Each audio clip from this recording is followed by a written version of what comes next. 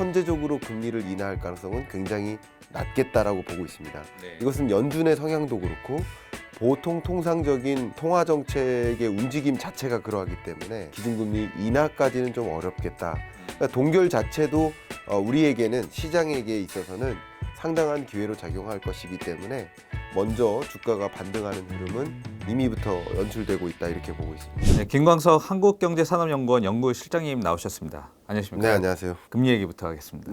네. 지긋지긋합니다. 금리 얘기. 그러게요. 네. 그 지난 1년간 아무래도 경제에서 주인공이 금리였으니까 우리가 네네. 다 금리만 쳐다보고 있었는데 네. 이제 그 주인공 이제 그만 내려가라. 이런 네. 분위기인 것 같아요. 네네. 네, 금리 인상 이제 거의 막바지에 다다랐다. 이런 게 이제 시장의 대체적인 컨센서스. 그러니까 한 번 네. 정도 더 올려봐야 예. 올리고 예. 0.25%포인트 정도. 그리고 더 안 올리지 않겠느냐. 네. 이런 게 지금 시장의 전반적인 관점인데 네. 금리는 이제 끝났습니까 이제? 금리 인상 기조는 말씀하신 대로인 것 같습니다. 금리 인상 기조는 그렇게 보고 있는데 5월 초에 한 번 추가 인상하거나 네. 아니면 안 하거나 지금은 추가 인상에 좀 더 무게를 두고 있습니다만 추가 인상 한 번만 더 하고 그리고는 계속 동결될 것이다 라고 보고 있는데 여기서 많이 갈리죠. 또 몇몇 분들은 금리 인상 하다가 5월 이후에 6월부터 금리 인하를 할 것이다 이렇게 보시는 분들이 계시고 그러니까 연내 금리 인하를 단행할 것이다 라고 보시는 분들이 계시고 저 같은 경우는 그렇게 생각은 안 되고 상당 기간 금리 동결을 유지하다가 24년이 돼서야 혹은 23년 끝자락이 돼서야 금리 인하를 시작할 것이다 라고 보고 있습니다. 계속 이제 경제를 이제 말씀드릴 때 22년, 23년 경제의 핵심은 이 세 단어로 요약이 된다라고 계속 꾸준히 말씀드렸는데 세 단어가 물가, 금리, 시장이죠. 그러니까 물가가 너무 치솟았고 치솟은 물가를 잡기 위해서 금리를 치켜 올렸고 그게 시장에 영향을 준 거죠. 시장에는 뭐 외환 시장도 있고 자본 시장, 자산 시장, 실물 경제, 뭐 금융 산업에는 그 은행 파산 뭐 이런 식으로 실물 경제까지 전반에 걸쳐서 여러 시장의 형태로 영향을 준 건데 역시 금리의 결정은 물가에 따라 달렸는데 물가라는 것이 지금 PCE 물가 기준으로 했을 때 23년 연내에 목표하는 물가 2%에 부합하는 물가가 기록되기 좀 어려울 것으로 보고 있습니다. 기록될 가능성이 있죠. 2%대 후반 정도. 그것은 기록되겠지만 2%를 밑돌거나 2%에 정확히 부합하는 그 숫자를 보기 전에 선제적으로 금리를 인하할 가능성은 굉장히 낮겠다라고 보고 있습니다. 이것은 연준의 성향도 그렇고 보통 통상적인 통화 정책의 움직임 자체가 그러하기 때문에 기준금리 인하까지는 좀 어렵겠다. 그러니까 동결 자체도 우리에게는 시장에게 있어서는 상당한 기회로 작용할 것이기 때문에 먼저 주가가 반등하는 흐름은 이미부터 연출되고 있다 이렇게 보고 있습니다. 네, 그 방금 말씀하신 그 물가 얘기를 생각해 보자면 네. 물가는 지금 이제 6% 초반까지 지금 떨어져 있는 상태고 네. 조만간 나오죠. 이제 4월 12일에 네. 미국의 CPI가 예. 소비자 물가 지수가 나옵니다. 네네. 아마 이제 시장에서는 5% 초반대 네. 이렇게 좀 보고 있는 것 같아요. 예. 근데 그럼 5% 초반대면 이제 6% 하다가 5%까지 내려갔으면 네. 제법 그래도 물가는 잡히는 거 아닌가? 금리는 이제 그만 올리고 이제 올리는 건 이제 거의 끝났다고 하니까 네.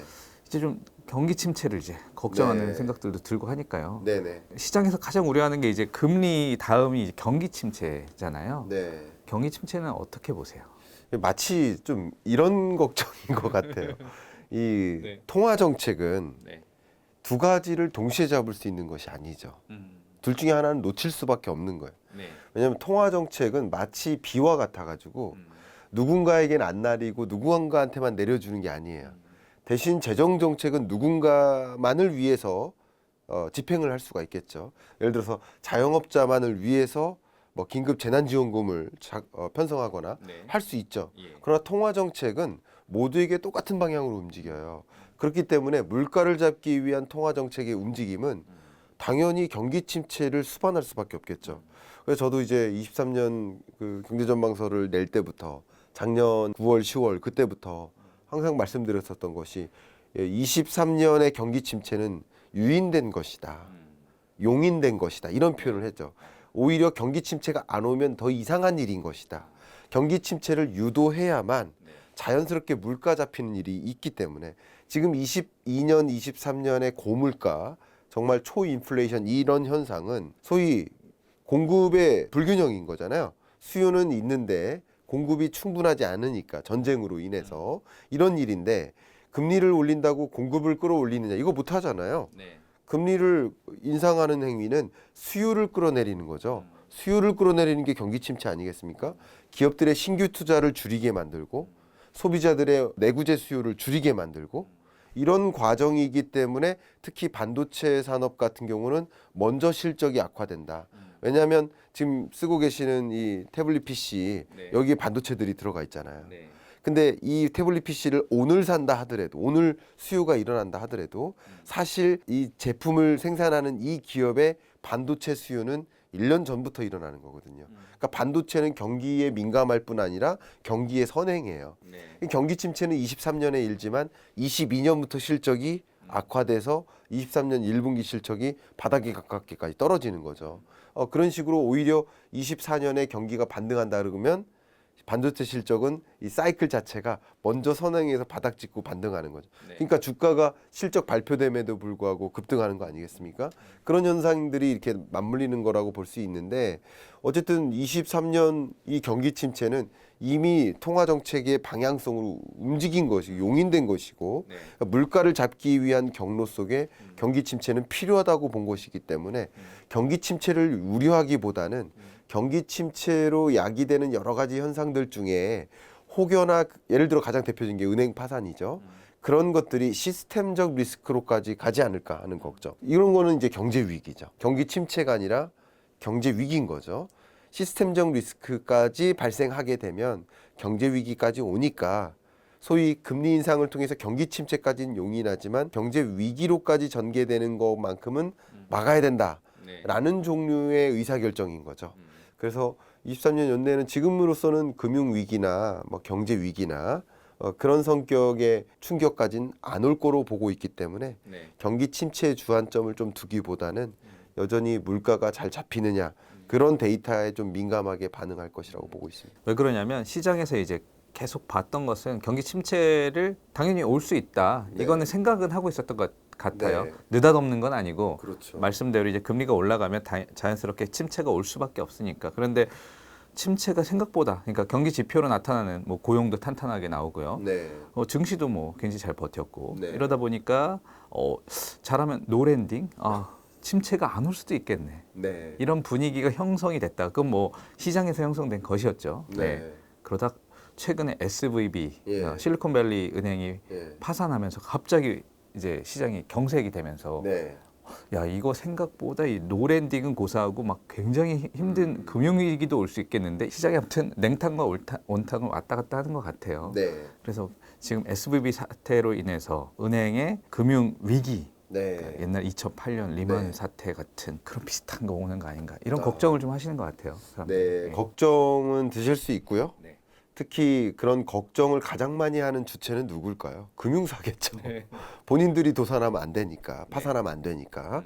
그러니까 당연히 그런 과정 속에서 가장 흔하게 좀 쓰는 표현 있잖아. 이미 알고 있는 불확실성은 더 이상 불확실성이 아니다. 그러니까 이미 은행 파산에 대한 그런 파산 사례도 받고 했기 때문에 더 주의해요.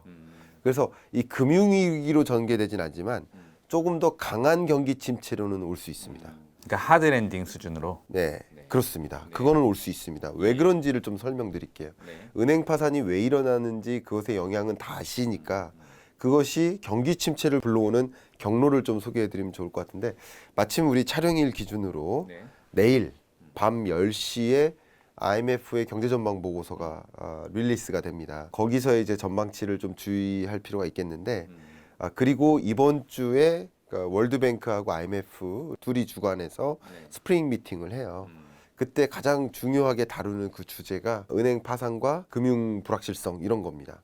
이렇게 금융 불확실성이 커진 상황이기 때문에 은행들이 조심합니다. 그 은행뿐만 아니라 나머지 금융기관들도 대출이라든가 투자나 이런 영역에서 굉장히 주의를 기울입니다. 우리나라 은행도 마찬가지예요.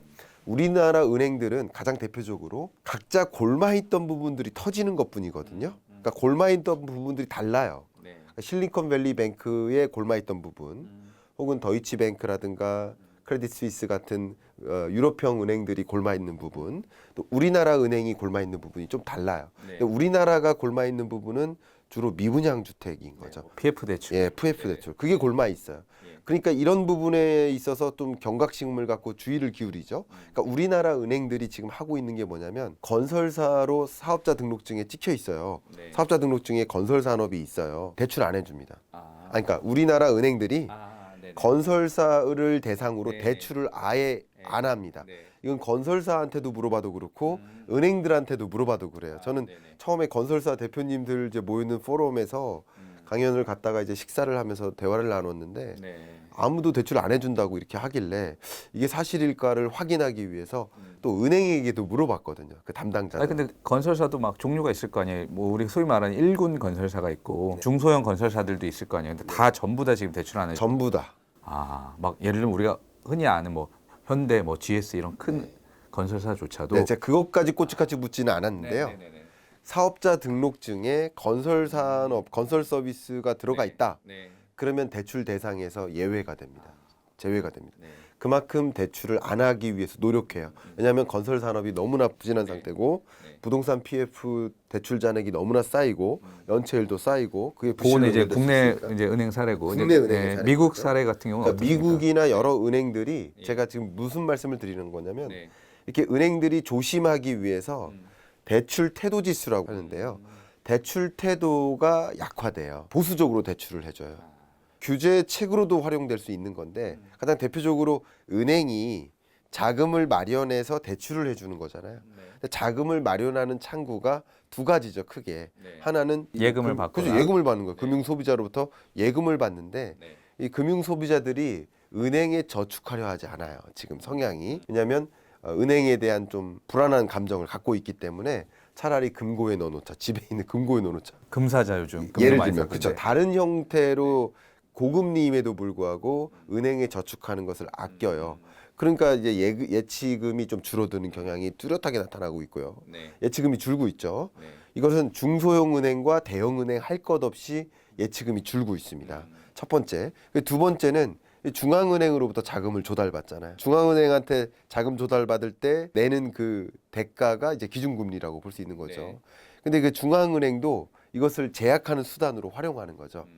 그러면 이렇게 까다롭게 대출을 제약하기 위해서 중앙은행이 통제하는 것이고 은행들도 이 금융부실 상황에 은행 파산으로 연결될 것이 두렵기 때문에 대출을 제약하는 거예요. 그럼 대출을 제약하는 그 태도 지수가 높아지면 높아질수록 실제 역구매자 관리 지수죠. PMI 지수를 역으로 환산해요.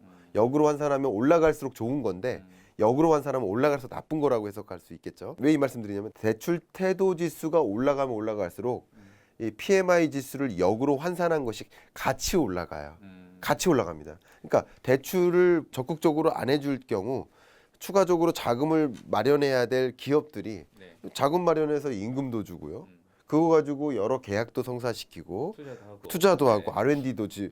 근데 그런 것들이 막히다 보니까 결국 실물 경제에 영향을 주는 거죠. 그러니까 금융 기업들이 이런 금융 부실 상황이 계속 전개되다 보니까 태도를 이제 네. 강화하는 거고 네. 보수적으로. 보수적으로 하는 거고 그 보수적으로 강화하다 보니까 그것이 실물 경제에까지 영향을 주는 거죠. 이게 경기 침체로 가져오는 것이고 이 경기 침체의 정도는 파월도 그런 표현을 살짝 하긴 했는데요. 기준금리 인상의 효과랑 비슷하다. 결국 자금이 시중에 돌지 못하게. 막는 네. 영향과 유사하다. 그래서 지난번에 FOMC 회의에서 금리를 베이비 스텝으로 인상했었는데 네. 근데 사실 이 금융시장의 이런 부실 상황 그리고 대출 태도 지수가 올라가는 과정 이거 자체가 기준금리 인상 효과까지 작용하기 때문에 네. 사실상 나는 0.25%포인트 인상한 거지만 굳이 따지면 0.5%포인트의 인상 효과가 네. 있다라고까지 표현을 한 바 있어요. 우회적으로. 그런 것들을 생각해 보면 경기 침체를 좀 불러오는 그런 네. 요인이 될 거라고 보고 있습니다. 예, 아까 그 질문이 그거였죠. 그러니까 이제 우리가 실리콘밸리 은행의 파산으로 금융 시스템이 불안해질 것이냐, 그러니까 금융 위기까지 올 네. 것이냐였는데 이제 좀 걱정이 되는 게 보니까 그 제가 얼마 전에 그 보고서를 봤더니 미국 연방 예금 보험공사 예. FDIC의 보고서를 보니까 미국 은행 전체의 채권 평가 손실액 네. 2020 2년 말, 네. 작년 말 기준으로 6,200억 예. 달러더라고요. 근데 이게 1년 전에는 얼마였냐면 80억 달러. 그래서 왜 이렇게 많이 손실이 났나 이렇게 봤더니 미국 은행이 보유하고 있는 그 유가증권의 약 80%가 네. 미국 국채하고 MBS. 지금 실리콘밸리 뱅크만 독특해서 네. 국채 투자를 많이 했으니까 여기 손실을 본 것이다라고 우리가 생각을 하고 있었는데 뜯어봤더니 미국 은행들 상당수가 네. 이 국채 투자를 너무 많이 해놓은 거예요. 그렇죠. 왜 이렇게 많이 했냐? 또 그걸 봤더니 얘네가 돈 굴릴 곳이 없었던 거죠. 그러니까 돈을 받아서 네. 예금을 받아서 그걸 이제 론으로 네. 전환하는 비율이 50% 대형은행 같은 경우밖에 네. 안 돼요. 그러니까 절반밖에 대출을 못 해주고 나머지 절반은 보유하고 있어봐야 뭐 하냐. 그러니까 네. 국채나 MBS 투자하자. 그 이제 대표적인 사례가 SVB 사태였던 네. 것 같고. 그럼 미국 은행들이 이렇게 많이 손실을 내고 있으면 괜찮냐? 네. 이런 우려가 당연히 될 수밖에 없어요. 근데 시장이 보시기에는 그렇게까지 금융위기 수준으로는 안 갈 것 같다. 이런 시각이신가요? 불안한 면은 한 가지가 있습니다. 지금 네. 말씀 정확히 해주셨는데 네. 미국 은행들이 물론 이제 미국 국채도 투자를 했고 MBS 투자도 했고 뭐 론도 있겠죠. 그러니까 상대적으로 우리나라 은행에 비하면 증권 투자 비중이 절대적으로 높은 거고요. 그래서 우리나라는 이런 상황에는 좀 안전하다고 볼 수 있겠죠. 근데 유독 부실한 골마이 있는 부분이 미분양 영역이니까 그래서 부동산 PF가 골마 있는 거고 미국 같은 경우는 미실현 손실이 증권 투자 부문에 그러니까 주식 투자도 마이너스고요. 채권 투자도 마이너스인 상태인 거예요. 굳이 따진다면 그러니까 미국 은행들이 그래서 미실현 손실인데 이걸 끝까지 들고 있으면 손실이 일어나진 않겠죠. 근데 unrealized 그러니까 미실현된 그 손실 자체를 realize 시키게 된 은행들이 있었던 거죠. 그게 이제 실리콘밸리 뱅크였던 거고. 돈 찾으러 막 사람들 오면 어쩔 수 없이 팔아야 되니까 채권을. 그렇죠. 왜냐하면 저축한 예치금을 다 예치금 형태로 현금성 자산으로 갖고 있었던 것이 아니라 채권이나 증권 형태로 들고 있었기 때문에 그걸 미실현 손실을 실현시켜 가면서까지 돈을 돌려줘야 될 의무가 있었기 때문에 파산한 것이고 그러니까 나머지 은행들은 그 정도까지는 아니라고 보고 있습니다. 그러나 여전히 좀 불안한 대목이 미국 상업용 부동산이에요. 그러니까 우리나라의 미분양 주택 건수가 계속 늘어나고 있는 현상처럼 미국 상업용 부동산의 공실률이 계속 늘어나고 있습니다. 상업용 부동산이라는 게 뭐예요? 그러니까 우리가 뭐 이렇게 지나가다 빌딩 같은 거 있으면 거기에 뭐 분양도 돼 있고 그래서 사무실도 있고 뭐 네. 상가도 있고 이런 게 예, 상업용 맞습니다. 부동산. 예. 부동산. 그러니까 부동산을 이제 둘로 쪼개면 주거용 부동산과 상업용 부동산 이렇게 하는데 주거용 부동산의 가장 대표가 아파트인 거고 그 밖에 여러분 살고 계신 단독주택이나 공동주택이나 이런 형식이 다 주거용인 거고요. 상업용 부동산에는 이제 오피스나 중대형 상가, 소형 상가 이렇게 구분합니다. 이런 것들이 이제 상업용 부동산인데. 지금 한국은 주택 때문에 지금 난리고 네. 미국은 지금 상가나 이런 오피스 건물 때문에 난리다. 맞습니다. 예, 미국 같은 경우는 특히 코로나19 중에 상업용 부동산 공실이 많이 발생했는데 다시 제자리로 안 돌아오고 있는 상태인 거예요. 예, 여러 가지 이유가 있는데 뭐 재택근무를 여전히 비즈니스 목적으로 활용한다든가 왜냐하면 임차료를 지불하느니 상가나 혹은 오피스 규모를 줄이고 재택근무를 활용하는 게 비용 효율적이라고 판단하는 기업들도 굉장히 많아졌고요. 사실은 제 친구도 지금 미국 조지아주에 있는데 네. 그 친구가 자동차 부품 회사 다니는데 2020년 집에서 이제 근무하게 바뀌었대요. 네. 지금도 집에서 근무하더라고요. 네, 네. 그러니까 그런 식으로 그것을 오히려 비즈니스적으로 활용하는 거, 전략적으로 괜찮은 거야. 임차료를 물면서 많은 직원들을 여기 상주하게 할 필요가 없는 거야. 집에서 일하고 오히려 그 근로자들은 그걸 더 좋아해요. 그리고 인재 채용에 더 유리합니다. 특히 개발자들이라든가 이런 인력들이 근로 조건에서 재택근무를 할 수 있는가를 조건으로 따져요. 뭐 한국도 그거 갖고 이슈가 되긴 했었지만 네. 어쨌든 뭐 100이었으면 원래 100% 있던 게 뭐 한 80 정도로 빠졌다 하더라도 나머지 네. 회복이 10%만 됐다 해도 90 정도니까 10은 아직도 그렇습니다. 비어 있는 거나 그렇습니다. 마찬가지죠. 예. 그런 식으로 짓기는 지었는데 추가적인 공급은 있었는데 이 공실이 계속 늘어나는 거예요. 그러니까 미분양 주택이 늘어나는 것과 이 미국 내 상업용 부동산의 공실이 늘어나는 것과 비슷한데 그것을 이제 커머셜 MBS라고 하죠. 그 커머셜 MBS 부분의 부실이 좀 상당합니다. 그러니까 이런 것들이 금융 부실로 계속 전개되는 그 다음 주역이라고 볼 수 있고요. 4월 달에는 좀 이런 걸 주목하셔야 됩니다. 상업용 MBS, CMBS가 부실로 전개될까? 요것을 전개되는 것을 상황을 보시면 좋겠고요. 근데 그런 것들이 여전히 금융 부실 상황을 야기하기 때문에 이게 결국 경기 침체를 더 강하게 만든다라고 볼 수 있는 것이죠. 지금 방금 말씀하신 대로라면 그러니까 아까 말씀하신 게 그 금리 얘기를 네. 하실 때 금리는 올해 안에는 다시 떨어뜨릴 가능성은 적지 않겠느냐고 이제 네. 시장님께서 이제 분석을 하셨어요. 그럼 네. 이제 채권 투자자 입장에서 봤을 때는 하반기에 금리가 떨어진다고 지금 베팅을 해서 네. 채권을 많이 샀단 말이죠. 네, 네. 그래서 금리가 실제로 많이 가파르게 떨어졌어요. 네. 10년물 같은 경우 지금 3% 초반대까지 떨어졌고 네. 2년물도 3% 중반 수준이니까요. 네. 한때 그게 막 2년물은 5%까지 갔었고 네네. 10년물은 4.2까지 갔으니까 굉장히 많이 떨어진 건데 방금 이런 여러 가지 그 금융 위기라든지 이런 것 때문에 이제 연준이 금리를 떨어뜨려서 이렇게 채권 가격도 이제 올라간 그리고 네. 금리 떨어지지 않겠느냐 이렇게 베팅한 투자자 입장에서 봤을 때는 어떻게 지금 가져가야 될까요? 동결도 희망 요소다 이렇게 생각을 합니다. 동결도. 떨어지지 않는 금리 게 인상기가 가장 나쁜 거고요. 예. 높은 금리가 유지되는 것도 희망 요소예요. 추가적인 불확실성은 안 주거든요. 안 좋은 거 아니에요? 근데 그 스태그플레이션으로 가서 계속 높은 금리를 유지하고 경기는 안 좋고 이렇게 되면 채권한테 최악 아닌가요? 채권 금리의 움직임이 물론 이제 단기 채권과 장기 채권을 구분할 필요가 있겠지만 네. 단기 채권의 경우에는 기준금리와 연동되지 않겠습니까? 근데 기준금리가 동결돼 저도 이제 제 채널에서도 네. 한 2월 정도부터는 채권 투자를 많이 추천해 드렸었어요. 그 이유는 기준금리가 인상되는 그 여정이 머지 않은 거고요. 그렇기 때문에 이 실물 경제에 반영되는 경로가 이제 나타날 텐데 가장 대표적으로 이 시중금리는 먼저 반등한다는 거죠. 먼저 오르고 먼저 떨어진다는 거죠. 기준금리보다 먼저 선제적으로 반응한다. 네, 네. 통상적으로 시중금리는 우리나라 금리도 마찬가지예요. 우리나라의 이 시중금리도 물론 채권금리 아니고도 시중은행들의 대출금리나 여러 금리들을 보시면 22년 10월 11월이 정점이었죠. 그리고 23년에는 좀 떨어지죠. 우리는 금리 인하한 적이 없어요.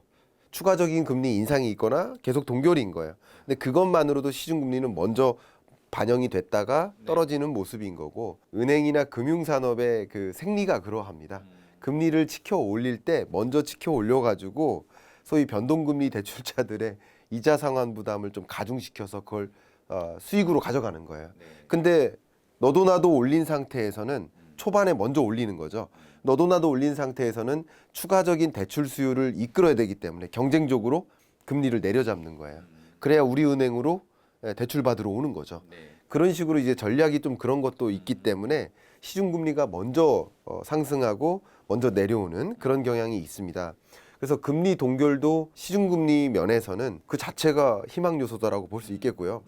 금리 동결이라고 생각해 보면 특히 단기 채권 금리라고 생각을 해보신다면 추가적인 기준금리 인상이 없다면 시중금리가 추가적으로 올라갈 이유는 또 없는 거죠. 그러니까 내려갈 일만 남았다라고 가정해도 되는 거죠. 네, 금리는 그러니까 상방은 이미 정해져 있고 그렇죠. 이제 밑으로는 이제 가능성이 열려 있으니까. 그렇죠. 네. 그리고 선행한다라고까지 생각하니까 23년 5, 6월이 미국의 기준금리 정점이다라고 본다면 2분기가 정점이라고 제가 계속 말씀드려 왔는데 시중금리는 그러면 몇 개월 전 한 2, 3월 정도가 정점이다라고 저는 생각을 하고 있고요. 주식시장은 더 빠르죠. 그래서 22년 10월이 정점이다라고 말씀을 꾸준히 드렸어요.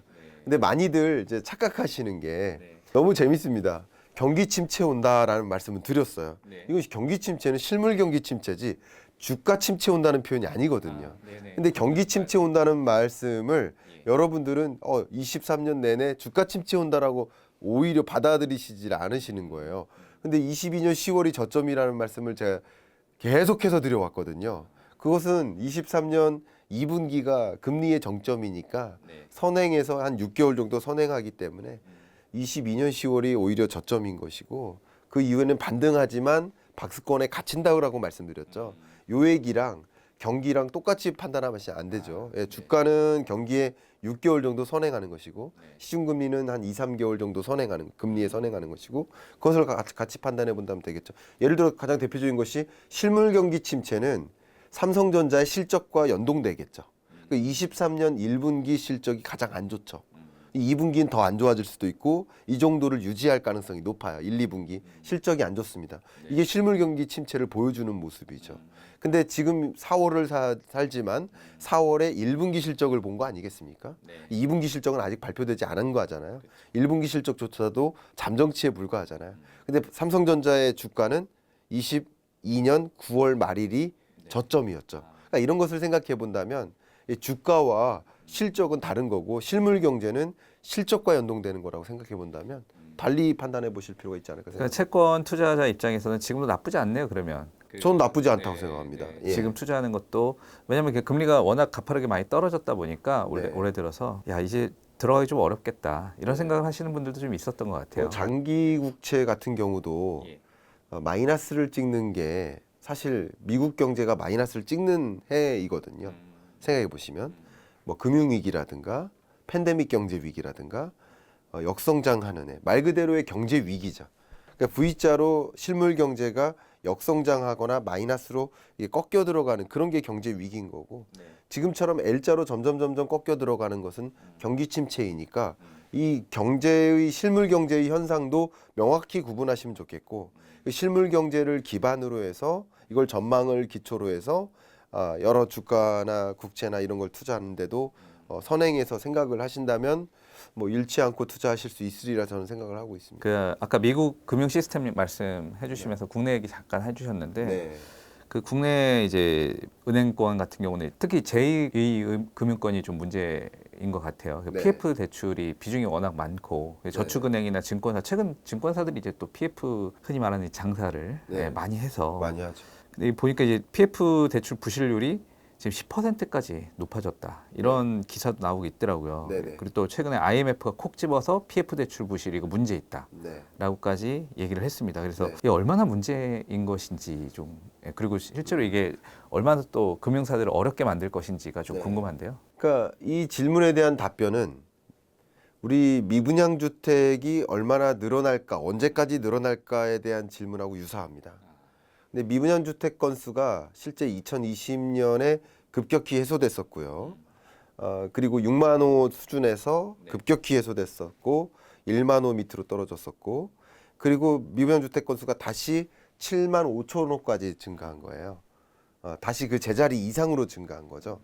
근데 이 7만 5천 호 수준이 정점일까 아니면 그 이상으로 올라갈까 이게 지금 가장 중요한 관전 포인트인데 미분양 주택에 대한 뭐 전망도 저는 계속 하고 있지만 더 올라갈 것으로 보고 있습니다. 이것은 저의 전망은 그러하고 좀 조심스럽게 말씀드리고요. 오히려 국토연구원에서 전망한 미분양 주택 건수를 말씀드리면 많게는 16만 5천 호까지 올라갈 수 있다. 16만 5천 호. 까지 올라갈 수 있다라고 전망했고요. 예전에 리먼 사태 때 얼마까지 올라갔었죠? 그때 16만 5천 정도 됐어요. 거의 비슷하네요. 네, 그때까지로 올라갈 수도 있다라고 한 5가지 시나리오를 제시했는데 그 상한선이 16만 5천호로 보고 있고요. 국토연구원에서 평범하기로는 한 12, 13만 호까지 보고 있습니다. 국토연구원의 전망입니다. 그래서 그 전망에 기초해서 말씀드리면 뭐 저도 이제 추산을 해보면 저는 그렇게까지는 아닌데 그래도 10만 호까지는 올라갈 수 있다라고 전제를 까는 게 좋을 것 같습니다.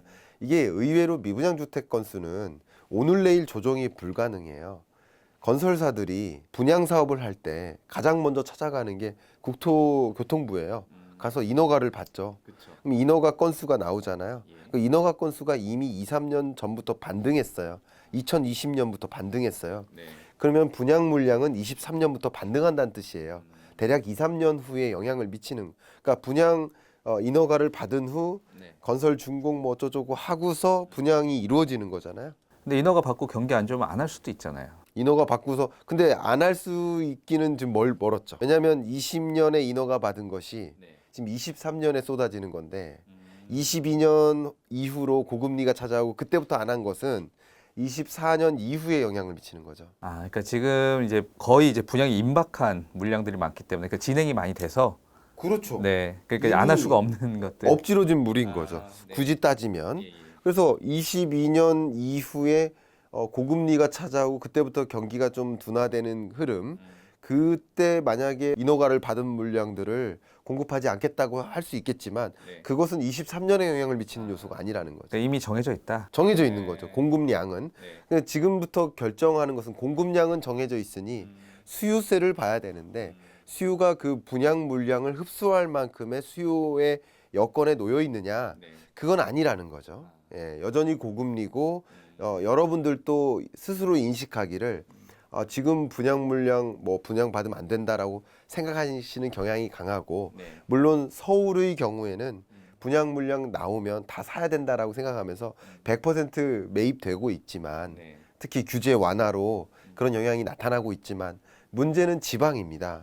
가장 대표적으로 경북, 대구, 네. 또 충남 요런 지역들의 경우에는 규제를 제동을 걸지도 않았고요. 네. 규제 완화의 대상도 아닌 거예요. 근데 서울의 경우에는 규제를 걸었고요. 네. 그리고 규제를 완화한 거죠. 그러니까 이런 지역은 분양 열기가 쏟아질 수 있지만 원래 그 규제와 관련 없던 지역들은 그냥 안타까운 말씀입니다만 지방 같은 경우는 구조적인 변화, 오늘 내일의 변화 말고요. 구조적으로도 인구가 수도권으로 이동하는 현상, 그 저출산 현상, 고령화 현상, 1인 가구 현상, 그 독거노인이 죄송합니다 돌아가시면서 말 그대로 빈집이 생기는 현상, 이런 현상이 같이 맞물립니다. 맞물리는 그런 일들 때문에 이 미분양 물량이 계속 쌓이고 있고요. 결국 전체적으로 이 미분양 주택이 다 같이 쌓인다라기보다는 말씀드린 그 지방을 중심으로 미분양 물량이 쌓이고 있고요. 그런 것들은 단기간 안에 해소되기 어렵습니다.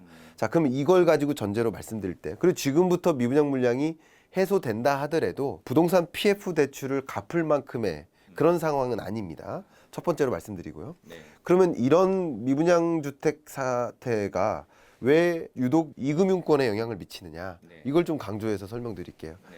원래 1금융권은 상대적으로 저위험, 저수익의 목표를 해요. 원래 안정적인 사업을 영위합니다. 네. 너무 안정적이어서 지적을 받습니다. 네. 그래서 실리콘밸리뱅크 사태가 있기 이전까지만 해도 우리나라 은행사에 뭐 임원으로 승진하거나 할 때 해외에 연수 한번 갔다 오거든요. 연수 갈 때 코스로 실리콘밸리뱅크 견학입니다. 왜냐하면 스타트업에 혹은 정말 벤처 기업들의 그 기술 가치 평가, 사업 가치 평가, 아무것도 안 일어났고 매출도 없고 기술밖에 없는데 이 기업에게 대출을 해주고 자금을 공유해준다. 이것은 굉장한 가치 평가 능력인 거야. 그러니까 리스크를 좀 더 높여서 좀 한번 빌려줘 봐라. 돈도 좀 뉘앙스로 그런 데를 방문한다는 건가요? 굳이 따지면 리스크를 올려라기보다는 선진화된 금융 시스템을 갖추어서 아무것도 담보도 없고 매출도 없는 기업들에게도 네. 대출을 해줄 수 있는 능력을 보유해야 된다.